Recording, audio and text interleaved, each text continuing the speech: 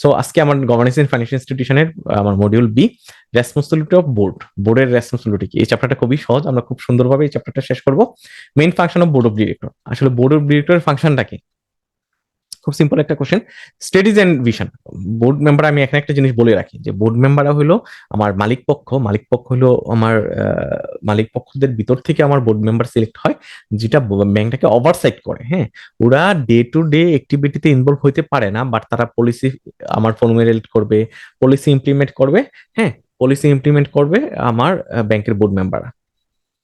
So এটা করতে গিয়ে তারা কি কি করে, স্ট্র্যাটেজি এন্ড ভিশন সেট করে। একটা ব্যাংকের স্ট্র্যাটেজি কিরকম হবে, ব্যাংকটা কিভাবে রান করবে, সে কি এসএমই ফোকাস হবে না কর্পোরেট ফোকাস হবে, ওই ধরনের স্ট্র্যাটেজি গুলা আমার বোর্ড মেম্বাররা নিয়ে থাকে এবং ভিশন সেট করে। আমি লিডিং ব্যাংক হতে চাই, এটা কে সেট করে দিবে? এটা বোর্ড মেম্বার সেট করে দিবে। 2 নম্বর হলো ওভারসাইট এন্ড গাইডেন্স। আমার বোর্ড মেম্বার কিন্তু কন্টিনিউসলি ওভারসাইট করে, গাইড করে প্রত্যেক ব্যাংকের অপারেশন। হ্যাঁ, সে অপারেশনে জড়িত হয় না, বাট ওভারসাইট করে, মনিটর করে। 3 নম্বর হলো লিডারশিপ অ্যাপয়েন্টমেন্ট। লিডারশিপ অ্যাপয়েন্টমেন্ট বলতে সিও অ্যাপয়েন্টমেন্ট আর কি। সি এবং ডিএমডি দের অ্যাপয়েন্টমেন্টটা আসলে, আপনি ধরেন আপনি আমি ধরেন ব্যাংকের এমপ্লয়ি, আমরা অ্যাপয়েন্টমেন্ট পাইছি কি, আমি আসলে যদিও সিও হিসেবে আমি চেয়ারম্যানের কাছ থেকে অ্যাপয়েন্টমেন্ট পাইছি, বাট এজ এ মানে নর্মাল রিক্রুটমেন্ট গুলো কি হয়, আমার আমার বাইবা নেয় বা আমার সিবি নেয় এইচআর ডিভিশন, তারপর বাইবা নেয় হইলো আমার ম্যানেজমেন্ট, এমডি থাকে, বড়জোর এমডি বাইবা বোর্ডে থাকে। বাট তাহলে এমডির বাইবাতে কে থাকে? এমডির বাইবাতে থাকে হইলো বোর্ড অফ ডিরেক্টর। ঠিক আছে, board of director. Leadership appointment মানে এমডি অ্যাপয়েন্টমেন্টটা বোর্ড করে থাকে। 4 নম্বর হলো রেগুলেটরি কমপ্লায়েন্স। রেগুলেটরি কমপ্লায়েন্সের জিনিসটাও বোর্ড মেম্বাররা আসলে ওভারসাইট করে, তারা কমপ্লায়েন্সের সাথে রিপোর্ট জেনারেট করে না, ওভারসাইট করে থাকে। 5 নম্বর হলো শেয়ার হোল্ডার রিপ্রেজেন্টেশন। আমি শুরুতে বলছিলাম বোর্ড মেম্বাররা হলো শেয়ার হোল্ডারদের পক্ষ থেকে বানানো হয়, যাদের 2%-এর বেশি শেয়ার আছে। ওরা কি করে, ওরা কিন্তু শেয়ার হোল্ডারদের স্বার্থটা রক্ষা করার জন্যই বোর্ডে বসে, তাদের রিপ্রেজেন্ট করে। হ্যাঁ, শেয়ার হোল্ডারদেরকে রিপ্রেজেন্ট করে, স্বার্থ রক্ষা করে, অন্যভাবে বলা যায়। সো আমার রেসপন্সিবিলিটি তো বোর্ড অফ ডিরেক্টর, আমরা একটু আগে পড়ছিলাম main function of board of director. Function গুলো কিন্তু রেসপন্সিবিলিটি, বাট এটা আমরা দুইটা ভিউ পয়েন্ট থেকে আলোচনা করছি। একটা বেসেল বেসেল কমিটির যে গাইডলাইন, ওইখান থেকে আলোচনা করছি, এবং আমি আমার বাংলাদেশ ব্যাংকের পার্সপেক্টিভ আলোচনা করছি বোর্ড মেম্বারদের রেসপন্সিবিলিটি কি। আপনি জেনে খুশি হবেন যে আমাদের হ্যান্ড নোট যেটাতে আছে ওইখানে কিন্তু পয়েন্ট আকারে নাই, বেসেল কমিটি কি কি গাইডলাইন দিছে পয়েন্ট আকারে লিখে নেই, বাট আমি ক্লাসে কিন্তু পয়েন্ট আকারে দিছি। আপনি পরীক্ষায় পয়েন্ট আকারে দিতে পারেন, পয়েন্ট ছাড়াও দিতে পারেন, বাট ক্লাসটাকে করার জন্য, পড়াগুলো মনে রাখার জন্য কিন্তু পয়েন্ট আকারে খুব সহজ হয় আর কি। তো বেসেল কমিটি কি বলছে? এঙ্গেজমেন্ট। আমার আমার আমার ব্যাংকের যে রেগুলেটরি অ্যাফেয়ার গুলো আছে, পলিসি অ্যাফেয়ার গুলো আছে, ওগুলোতে বোর্ড মেম্বাররা অ্যাক্টিভলি এঙ্গেজ থাকবে। স্ট্র্যাটেজি অ্যাপ্রুভাল দিবে, কর্পোরেট কালচার বিল্ড আপ করবে, গভর্নেন্স ফ্রেমওয়ার্ক দ্বারা করাবে, রিস্ক অ্যাপারটেট সেট করে দিবে। হ্যাঁ, তারপর আরবিসিএ গাইডলাইনটা মানে ইমপ্লিমেন্ট হচ্ছে কিনা ওইটা দেখবে। আমরা সবাই জানি বেসেল গাইডলাইন, আরবিসি গাইডলাইনের মূল কথা হলো বেসেল গাইডলাইন। তারপর আমার 7 নম্বর হলো ফাইন্যান্সিয়াল ওভারসাইট করবে, আমার ফাইন্যান্সিয়াল কোনো ফটফট যেটা হচ্ছে কিনা। লিডারশিপ পারফরমেন্স গুলো দেখবে, সিইও ঠিকভাবে পারফর্ম করতেছে কিনা, ওইটা কিন্তু মনিটর করে থাকে আমার board member. Compensation and policy set করে, আমার দেখবেন যে বোনাসের সময় বা প্রমোশনের লিস্ট কিন্তু বোর্ডে এপ্রুভ হয়ে কিন্তু আসে, চেয়ারম্যানের সাইন হয়ে আসে। Strategy and policy monitoring, remuneration and succession planning, আমার এগুলো সেট করে থাকে বোর্ড মেম্বার। এই 11টা বোর্ড মেম্বাররা সেট করে অ্যাজ পার বেসেল কমিটি, আপনি মনে রাখতে হবে অ্যাজ পার বেসেল কমিটি। তাহলে বাংলাদেশ ব্যাংক অনুযায়ী আসলে কি কি বোর্ড মেম্বাররা কি কি রেসপন্সিবিলিটি পালন করে, যে ওয়ার্ক প্ল্যানিং এন্ড স্ট্র্যাটেজি, আমার বোর্ড মেম্বার কি করবে, work planning and strategy set করবে, এক কথায় পলিসি সেট করবে আর কি। ওই কথাটাই আসছে, অন্যভাবে আসছে। 2 নম্বরের কেরিয়ার এন্ড রিস্ক ম্যানেজমেন্ট করবে, ইন্টারনাল কন্ট্রোল ম্যানেজমেন্ট করবে, এইচআর ম্যানেজমেন্ট করবে। 5 নম্বর হলো ফাইন্যান্সিয়াল ম্যানেজমেন্ট করবে, সিইও অ্যাপয়েন্টমেন্ট দিবে, adherence and regulation, board meeting. আপনি দেখেন সিমিলার আছে কিন্তু, ওইটাতেও সিইও ছিল। আর BIS, bank for international settlement বলছে সিইও নিয়োগের কাজটা হলো বোর্ড মেম্বারদের, বাংলাদেশ ব্যাংকও বলছে। বাট ডিফারেন্সটা কি, ওইখানে ছিল 11টা, এখানে 8টা। ওইখানে একভাবে বলা হয়েছে, এখানে একভাবে বলা হয়েছে। কিন্তু এই কোশ্চেন যদি আসে, আপনাকে অবশ্যই হুবহু মনে রাখতে হবে বাংলাদেশ ব্যাংক কিভাবে বলছে এবং আমার বিআইএস কিভাবে বলছে, কারণ যেহেতু স্পেসিফিকলি বলে দিছে যে কার কি রেসপন্সিবিলিটি। সো আপনি কিন্তু এখানে মানে এখানে নিজের মতো করে লেখার সুযোগ নেই। ওরা যেভাবে বলছে বাংলাদেশ ব্যাংক অথবা ব্যাংক ফর ইন্টারন্যাশনাল সেটেলমেন্ট, ওইভাবেই লিখতে হবে। হ্যাঁ, এই কোশ্চেনটা আসছে, এটা এই কোশ্চেনটা কিন্তু বইও ছিল না, আইবিবি টেক্সট বইও নাই। কিন্তু এইভাবে চলে আসছে হঠাৎ করে। কি আসছে যে আমার বোর্ড মেম্বারের রেসপন্সিবিলিটি কি, এইচআর ম্যানেজমেন্টের ক্ষেত্রে রেসপন্সিবিলিটিটা কি। সো এইচআর ম্যানেজমেন্টের ক্ষেত্রে রেসপন্সিবিলিটি কি, এটা একটু একটু মানে হঠাৎ করে দেখলে না মানে অ্যান্সার আসবে না আপনার মাথায়। বাট আপনি চিন্তা করেন এতক্ষণ আমরা বোর্ডের যে রেসপন্সিবিলিটি পড়ছি তার ভিতরে কিছু এইচআর এর পার্টও ছিল। আমরা রিমিউনারেশনের কথা বলছি, সিইউ নিয়োগের কথা বলছি। হ্যাঁ, তারপরে যে সো এই জিনিসগুলো তো এইচআর এর আন্ডারে পড়ে, সো এগুলো তো বোর্ডের রেসপন্সিবিলিটি। তো এখানে দেখে পলিসি ফরমেশন, পলিসি কি এইচআর রিলেটেড পলিসি আছে না, আমরা তো ওইখানে পলিসি ফর্মুলেশন পড়ছিলাম তাই না। তো ওইখানে তো পড়ছিল ওভারঅল ব্যাংকের পলিসি, তো ওভারঅল ব্যাংকের ভিতরে কিন্তু এইচআর পলিসিও আছে। সো আপনি এটা লেখেন পলিসি ফরমেশন, নন ইন্টারফারেন্স। আমার লোক নেওয়ার ক্ষেত্রে আমি যেটা বলছিলাম যে এমডি কিন্তু নিবে ব্যাংক, বাট আপনার আদার এমপ্লয়ি নেওয়ার ক্ষেত্রে কিন্তু বোর্ডের কোনো ইন্টারফারেন্স থাকবে না। Senior management, senior position management, আমার আমার সিনিয়র পজিশন ম্যানেজমেন্টে বোর্ড ওভারসেট করে থাকে, সিইও নিয়োগ দেয়। স্কিল ডেভেলপমেন্ট, বোর্ড কিন্তু আপনার পলিসি ফর্ম করে যে হ্যাঁ আমার ব্যাংকের ট্রেনিং গুলা কিরকম হবে, ওইগুলো অ্যাপ্রুভাল দিয়ে থাকে। হ্যাঁ, সেই ট্রেনিং গুলো নেয় মানে সরাসরি ট্রেনিং ইমপ্লিমেন্টেশনে জড়িত থাকে না, বাট পলিসিতে জড়িত থাকে। Code of ethics, code of ethics কিন্তু বোর্ডে অ্যাপ্রুভাল হওয়া লাগবে। সেই ছিল আমার শুধু এইচআর রিলেটেড বোর্ডের রেসপন্সিবিলিটি গুলা কি 5টা। তো আপনাকে এটা জানতে হবে।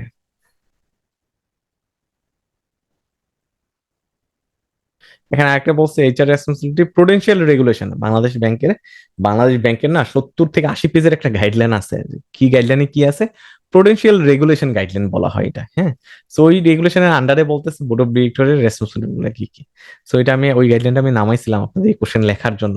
আমরা কিন্তু এই যে ম্যাটামেন্টর সেন্টারের যে হ্যান্ডআউট গুলো এগুলো কিন্তু এমনি এমনি হয় নাই, এত পপুলারিটি পায় নাই, আপনাদের অ্যাকসেপ্টেন্স পায় নাই। এর পেছনের গল্পটা আসলে অনেক পরিশ্রমের কারণ যে কোশ্চেন গুলো প্রত্যেকটা কোশ্চেন আমরা দৌড়ে দৌড়ে কিন্তু বের করার চেষ্টা করছি কোত্থেকে লেখা যায়। এই কোশ্চেনটা লেখার ক্ষেত্রে কিন্তু আমরা বাংলাদেশ ব্যাংকের ওই গাইডলাইনটা আমরা নামাইছি খুঁজে খুঁজে, নামানোর পরে ওইখান থেকে লেখার চেষ্টা করছি। তো কি রেসপন্সিবিলিটি, পলিসি ডেভেলপমেন্ট, নন ইন্টারফারেন্স, ওই ওই যে এইচআর একটু আগে যেটা পড়ছিলাম, একটু আগে যেটা পড়ছিলাম এইচআর ম্যানেজমেন্টের ক্ষেত্রে বোর্ডের রেসপন্সিবিলিটি কি, ওইটাই এখানে আসবে আর কি। যদি ওইটা প্রুডেন্সিয়াল গাইডলাইনের আন্ডারে বলছে, বাট জিনিসগুলো same. 3 number senior officer management, skill development, code of ethics. এবার আসি চেয়ারম্যানের দায়িত্ব কি। চেয়ারম্যানের দায়িত্ব কি, আমরা বোর্ডের দায়িত্ব পড়ছি, হ্যাঁ এখন চেয়ারম্যানের দায়িত্ব, তারপরে পড়বো ম্যানেজমেন্টের দায়িত্ব। তো আজকে সব দায়িত্ব পড়ে ফেলবো। তো চেয়ারম্যানের দায়িত্ব কি, চেয়ারম্যানের দায়িত্ব হলো টু ডু এবং নট টু ডু, এই দুই ভাগে ভাগ করা হয়েছে। হ্যাঁ, এটা আমি কিন্তু আইবিবির বই থেকে লিখছি এই কোশ্চেনটা। টু ডুতে কি, সে কি করবে, অনসাইট ইন্সপেকশন করতে পারে।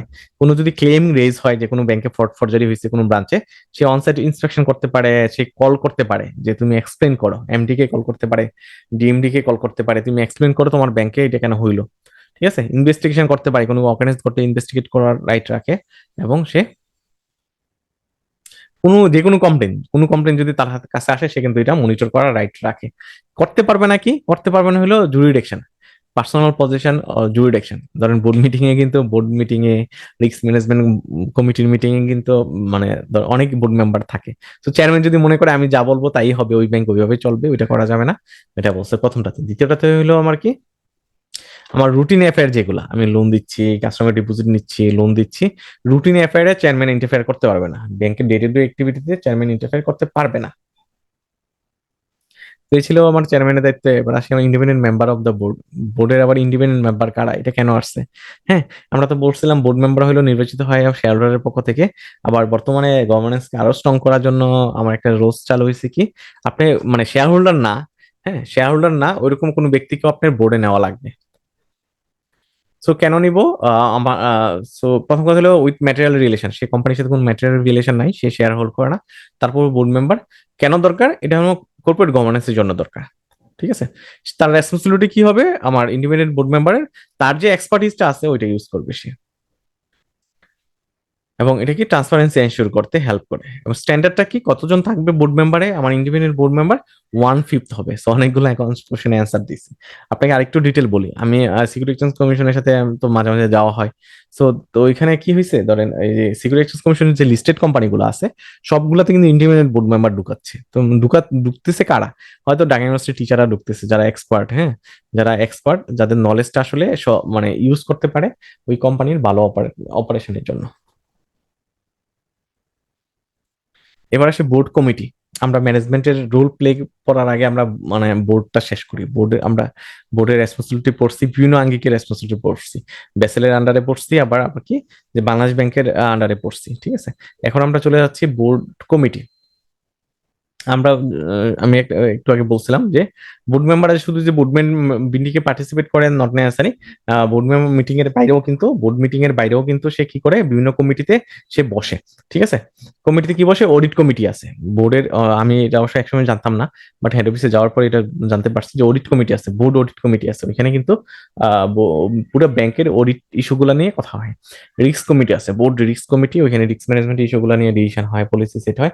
3 নম্বর হলো নমিনেটিং ও গভর্নেন্স কমিটি, যেখানে আমরা সিইও নিয়োগের ব্যাপারগুলো থাকে। সো আমার 4 নম্বর হলো কম্পেনসেশন কমিটি, যেখানে আপনার বোনাস গুলো অ্যাপ্রুভাল হয়। 5 নম্বর হলো টেকনোলজি কমিটি, যেখানে আমার আইটির যে ইস্যুগুলো ওইগুলো দেখা হয়। Strategic objective of banking company, আমরা একটা ডিফারেন্ট আলোচনায় চলে যাচ্ছি, তখন রেসপন্সিবিলিটি পড়ছি। আমার ব্যাংকিং কোম্পানির স্ট্র্যাটেজিক অবজেক্টিভটাকে, আমার ব্যাংকিং কোম্পানি কেন লাগবে একটা ইন্ডাস্ট্রিতে, একটা ইকোনমিতে, একটা দেশে ব্যাংকিং কোম্পানি কেন লাগবে? একটা হলো প্রফিটেবিলিটির জন্য।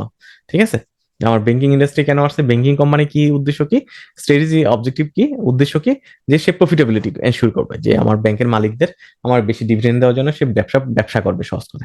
2 নম্বর হলো কাস্টমার স্যাটিসফ্যাকশন, সে শুধু ব্যবসা করবে, প্রফিট বাড়াবে, প্রফিট বাড়ানো তো এমনি এমনি সম্ভব না।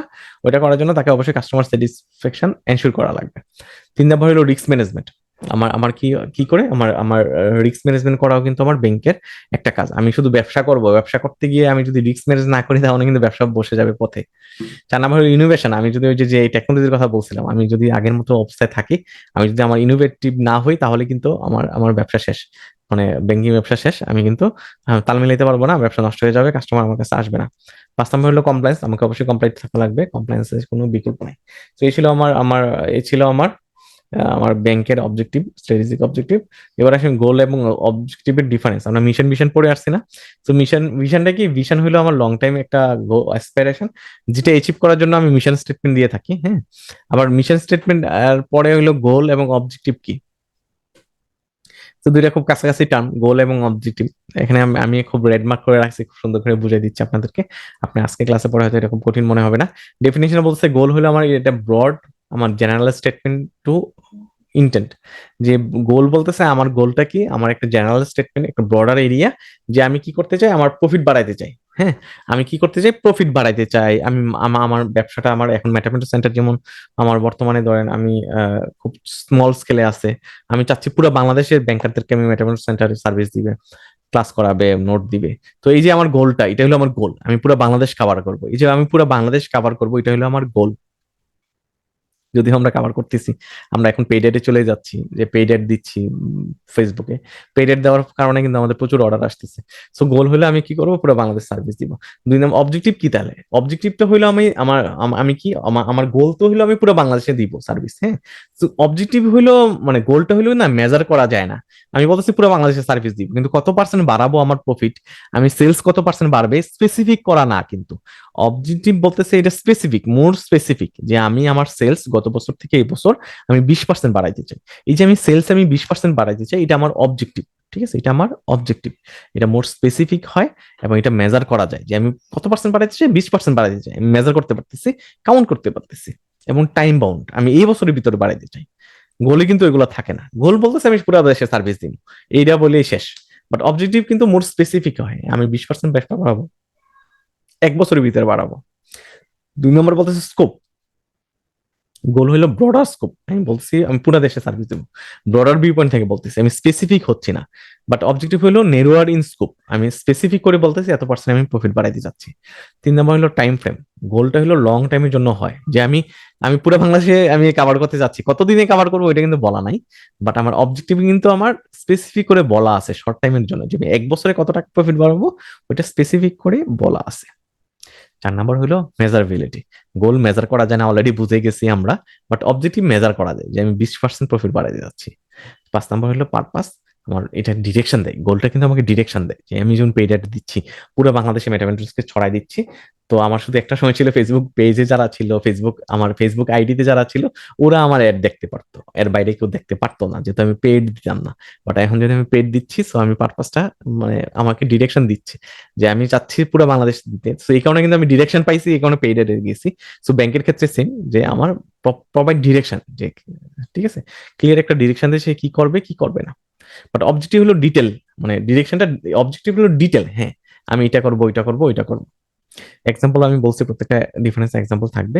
যে এক্সপান্ড মার্কেটে, এক্সপান্ড মানে আমি পুরো বাংলাদেশে সার্ভিস দিতে যাচ্ছি। হ্যাঁ, সো এটা হলো আমার আমার গোল। অবজেক্টিভ কি? আমার অবজেক্টিভ হলো আমি মার্কেট শেয়ার 15% বাড়াবো, আমি প্রফিট 20% বাড়াবো। ওইটা হবে অবজেক্টিভ, যেটা মেজার করা যায়, যেটা কাউন্ট করা যায়, যেটা শর্ট টাইমের জন্য হয়। এবার আসে অবজেক্টিভ এবং স্ট্র্যাটেজি। আমি কিন্তু এই বইয়ে কিন্তু আপনি কোথাও এত সুন্দর করে পরপর পাবেন না। আমি আপনাদেরকে পরপর রাখছি যাতে আপনি কনসেপ্টটা গুলায় না ফেলেন। ঠিক আছে? আপনি ধরেন গোল, এটা এটা পড়ার পর 2-3টা স্লাইড পরে যদি সেটা পড়েন, আপনি গুলায় ফেলবেন, বাট পরপর পড়লে সুবিধা হয়। আমি অবজেক্টিভ অলরেডি বুঝে গেছি। অবজেক্টিভ হলো মোর স্পেসিফিক। অবজেক্টিভ হলো মোর স্পেসিফিক, যে আমি 20% প্রফিট বাড়াবো। তো এই যে আমি 20% প্রফিট বাড়াবো, এটা নেওয়ার জন্য আমি স্ট্র্যাটেজি নেওয়া দরকার হয়, তাই না? আমি পেড এড দিচ্ছি, আমি প্রাইস কমাচ্ছি, হ্যাঁ, আমি সার্ভিস ভালো দিচ্ছি। সো আমি 3টা স্ট্র্যাটেজি আমি এটা অ্যাচিভ করতে পারি। সো স্ট্র্যাটেজিটা হলো অ্যাপ্রোচ, যে আমি কোন ওয়েতে আমি কি করব, কাভারেজটা দিব, প্রফিট বাড়াবো। আরো স্পেসিফিক, আরো স্পেসিফিক।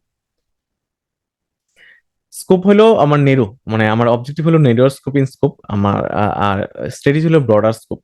ঠিক আছে? টাইম ফ্রেম হলো আমার অবজেক্টিভ শর্ট টাইমের জন্য হয়, যে আমি 1 বছরে এত% বাড়াবো।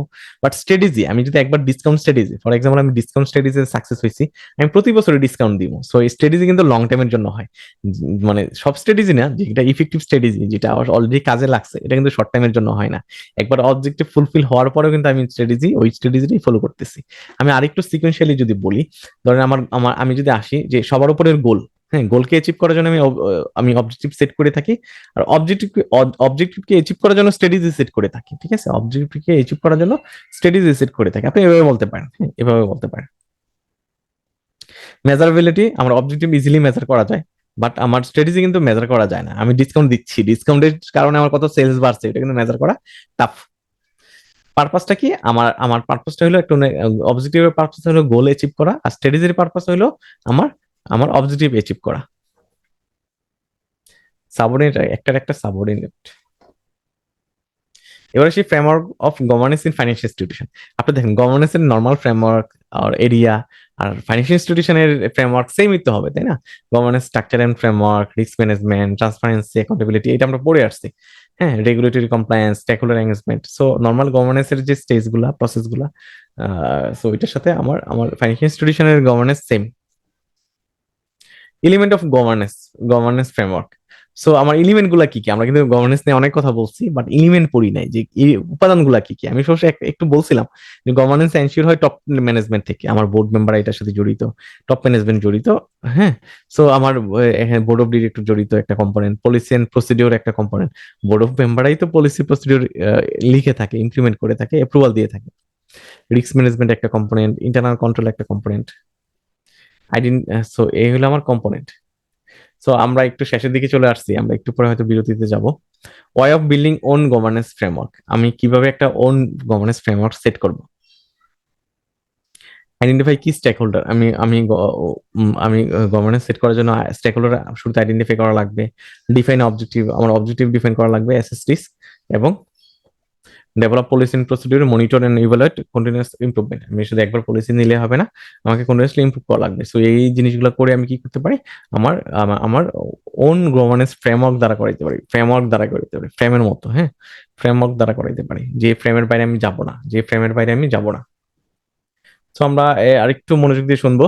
কর্পোরেট কালচারে চলে আসছি। কর্পোরেট কালচার, আমি কালচার নিয়ে আমি খুব সহজ করে বলি কালচারটা কি। প্রথমে শুধু কালচার কি? শুধু কালচার হইলো, ধরেন শুধু কালচার হইলো আমাদের অনেক দিনের বিলিফ, অ্যাটিটিউড, বিহেভিয়ার, যেটা অনেক দিন ধরে আমাদের ভিতরে বিল্ড আপ হয়েছে, ওইটাই হলো কালচার।